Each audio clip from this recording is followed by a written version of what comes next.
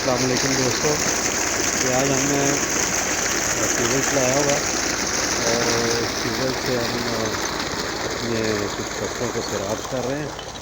फसलों को पानी देने वाला था, तो वो चूँकि नहरें आजकल बंद हैं, तो नहरों के बंद होने की वजह से हम ट्यूबवेल चला के तो इसका जो पानी है उससे हम अपनी फसलों को लगा रहे हैं। ये कमाद का खेत है और इस तरफ कुछ चारा और वो उधर साइड पे हमने थोड़ा सा जो है वो लगाया हुआ है लहसुन, और यहाँ पे गंदम का ये खेत है। ये सारी जो है वो गंदम है और इस तरफ जो है ये कमाद। और पाकिस्तान में जो ज़मींदार है इसके लिए बहुत सारे मसाइल हैं, इतने सारे मसाइल हैं कि वो अकेला बेचारा उन मसाइल से निपटने के लिए वो अकेला काफ़ी नहीं है। तो हमारी जो हुकूमतें आती हैं, जो पाकिस्तान वैसे तो ज़रूरी मुल्क है, लेकिन हमारी जितनी भी हुकूमतें आती हैं वो किसान को ना तो कोई रिलीफ मिलता है, ना किसान को कोई सब्सिडी मिलती है, और किसान और सारा कुछ जो है वो माफिया जो है वो खा जाता है सब कुछ, जिसके ऊपर कोई भी हुकूमत कंट्रोल नहीं कर पाती, क्योंकि वही माफिया हर हुकूमत का हिस्सा होता है। और ये देखें कि अब पानी की ज़रूरत थी, और ट्रैक्टर चला के जो है उससे बोर चलाया जा रहा है। और डीज़ल किस कदर महंगा है, ये इसको 1 घंटा चलाना है। एक जो खेत है वो उसको टाइम लगता है सैराब होने में। अब देखें, ये मैं पानी के साथ साथ इसी लिए चल रहा हूँ आप लोगों को दिखाने के लिए कि ये देखें कि पानी जो है वो कहाँ तक पहुँचाना जो है वो पड़ रहा है इस बोर के ज़रिए से, जो कि ट्रैक्टर से चल रहा है। और ट्रैक्टर जो है वो मुसलसल चल रहा है, उसका मुसलसल चलने की वजह से डीज़ल का ख़र्चा पड़ता, फिर खाद इतनी महंगी है, इसके साथ साथ फिर दीगर अखराजात है, लेबर है, और जो और बहुत सारे अखराजात हैं। ये काफ़ी दूर तक ये देखें, ये आगे खाला जो है वो दूसरी तरफ को जा रहा है, वो जहाँ पे आपको वाइट कलर के परिंदे नज़र आ रहे हैं वहाँ तक इस पानी को हमने पहुँचाना है।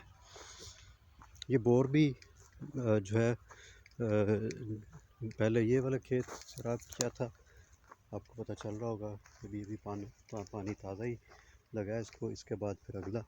तो ये मुसलसल बोर चलेगा, और उसके चलने के बायस अखराजात ज़ाहिरी बात है फिर वो होंगे, और दीगर बहुत सारे अखराजात हैं।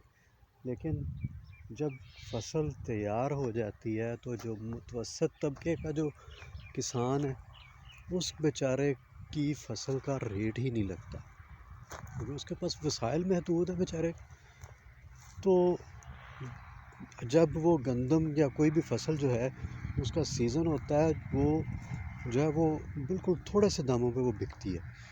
बाद में ज़ख़ीरा अंदोज़ या जो लोग ख़रीदते हैं वो उसको स्टोर कर लेते हैं, फिर उसको ब्लैक करके बेचते हैं, रेट बढ़ जाता है, कई तरह की चीज़ें आती हैं, वो सब कुछ कमा जाते हैं। किसान बेचारे को जब वो हिसाब करता है तो उसको बहुत ही कम बचत होती है, या ना होने के बराबर जितनी उसने मेहनत की होती है उस मेहनत के मुताबिक उसे उसका मुआवजा नहीं मिलता। अब देखें, उसके पास ये अगर एक जो एकड़ ज़मीन का है वो उसकी कीमत जो है वो 25 लाख है।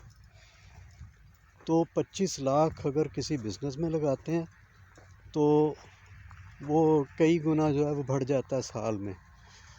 लेकिन अब किसान है वो उस 25 लाख का जो मालियत का जो खेत है उसके ऊपर मेहनत भी करता है, उसके ऊपर जो है वो دن رات لگا کے اس کے اوپر پیسہ بھی لگاتا ہے، اس کے باوجود اسے وہ بچت نہیں ہوتی جو آپ 25 لاکھ میں کسی اور بزنس میں لگا لیتے ہیں۔